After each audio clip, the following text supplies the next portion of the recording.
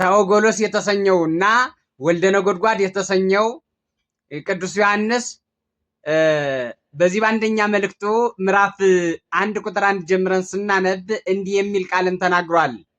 ስለ ሕይወት ቃል ይላል አሕዛብ ይህንን ቃል እንድትሰሙት ጥያቄ የምታበዙ መናፍቃን፣ ጥያቄ የምታበዙ አሕዛብ፣ ጥያቄ የሚኖራችሁ ምዕመናን ይህንን ቃል እንድትሰሙ በጥብቅ ጋብዛለሁ።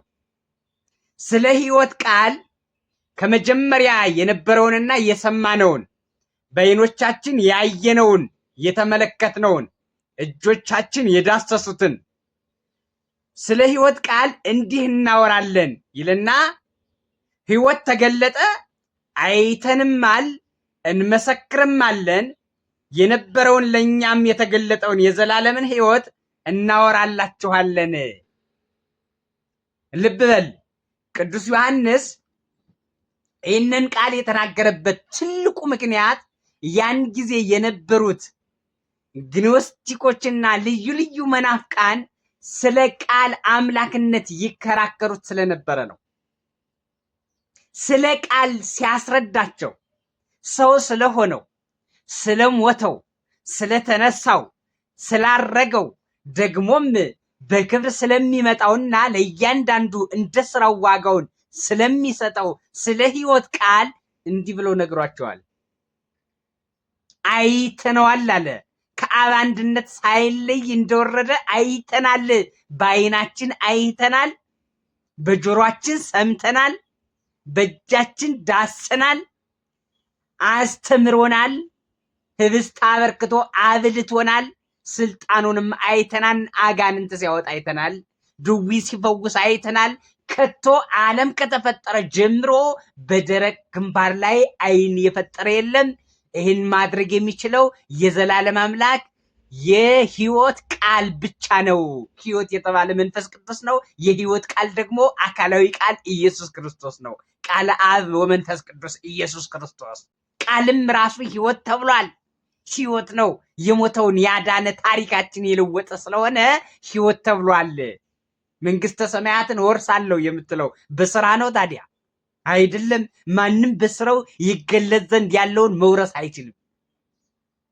ማንም በጽድቁ ይገለጽ ዘንድ ባለው መንግስት መኖር አይችልም። ማንም በጸሎቱ፣ ማንም በብቃቱ ወደዚያ ዓለም መግባት አይችልም። ዘላለማዊነትን ገንዘብ ማድረግ አይችልም። ሕይወት ቃል ብቻ ይሄን ይሰጠናል። ክብርና ምስጋና አለ። ሕይወት ቃል ብቻ ለዘላለም ያኖረናል። ሕይወት ቃል ብቻ ሕይወት ነው። እሱ ነው ሕይወት የተባለ ለዘላለም ስለሚያኖረን ነው። ኢየሱስ ክርስቶስ ሕይወት መጠሪያ ስሙ ነው። ሕይወት ይባላል። አማኑኤል እንደሚባለው፣ መድኃኒዓለም እንደሚባለው፣ ኢየሱስ እንደሚባለው፣ ክርስቶስ እንደሚባለው ሕይወት ደግሞ ተብሎ ይጠራል። ሕይወት ሞትን የገደለው ሕይወት፣ ሕይወትን ያወጀ ሕይወት፣ ትንሣኤና ሕይወት ነኝ ብሎ ራሱ ተናግሯል።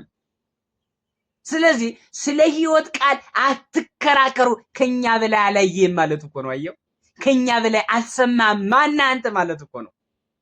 እንዴ አዳምጥልኝ። አንተ ጥያቄ የምታበዛ እውር አይዛዝ አዳምጥልኝ። አንተ ደንቆሮ መናፍቅ አዳምጥልኝ፣ አዳምጠኝ። ስለ ሕይወት ቃል ማውራት አትችልም።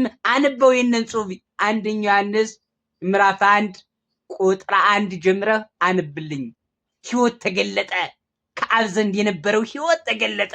አስቀድሞ የነበረው ሕይወት ተገለጠ። በቀዳማዊነት የነበረው ዓለምን ያስገኘው የፈጠረው እሱ ተገለጠ፣ በስጋ ተገለጠ ይላል። እንዲያውም ተገለጠ ብቻ አላለ፣ በስጋ ተገለጠ ካለ በኋላ አየነው፣ ዳሰስነው፣ አይተንማል። እናንተ ከኛ ጋር በሱ በማመን ህብረት ይኖራችሁ ዘንድ ለእናንተ እናወራላችኋለን። ሕይወት ተገለጠ፣ ዳስንማል፣ አይተንማል ብለን እናወራላችኋለን፣ እንነግራችኋለን። ስለዚህ ብትኖሩ ትኖራላችሁ፣ ባትኖሩ አትኖሩም። ስለሱ ግን የማውራት መብትም ሞራልም ብቃትም የላችሁም እያለ ነው ቅዱስ ዮሐንስ። ሰምተሃል የሚለው ይህንን ነው። ስለዚህ ቅዱስ ዮሐንስ ሕይወት ያለበት ኢየሱስ ክርስቶስን ሕይወት ሊልበት የቻለበት ትልቁ ምክንያት እኛን በህይወት ስለሚያኖረን ነው። እኛን ለህይወት ስለጠራን ነው። እኛ የሱ ወራሾች ስለሆንና ከሱ ጋር በሱ መንግስት አብረነው በሕያውነት ስለምንኖር ህይወት ብሎ ጠርቶታል ኢየሱስ ክርስቶስን። ህይወት፣ የህይወት ባለቤት ብሎ ጠርቶታል ኢየሱስ ክርስቶስን። አምላከ ብርሃን፣ ወላዲ ህይወት ተብሏል። አየው፣ ልጅ ከእናቱ እንደሚወለደው ህይወት ደግሞ ከሱ ነው የተገኘ። ዘላለማዊነት ደግሞ ከሱ ነው የተገኘ፣ በሱ ነው የተገኘ እንጂ ሰው እኮ በራሱማ ወደ ሞት ሂዶ ነበር። ወደ ዓለም መሞት ማለት አለመኖር ማለት ነው። በክብር አለመኖር ማለት ነው። በእግዚአብሔር መንግስት አለመኖር ማለት ነው። ከእግዚአብሔር ጋር አለመኖር ማለት ነው። ከቅዱሳን መላእክቱ መለየት ማለት ነው። መሞት ማለት እሱ ነው። የመንፈስ ሞት ይባላል።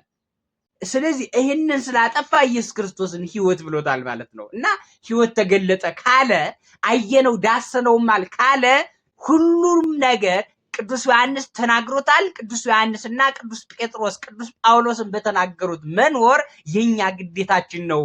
ይህንን ማስተናገድ ያስፈልጋል ማለት ነው።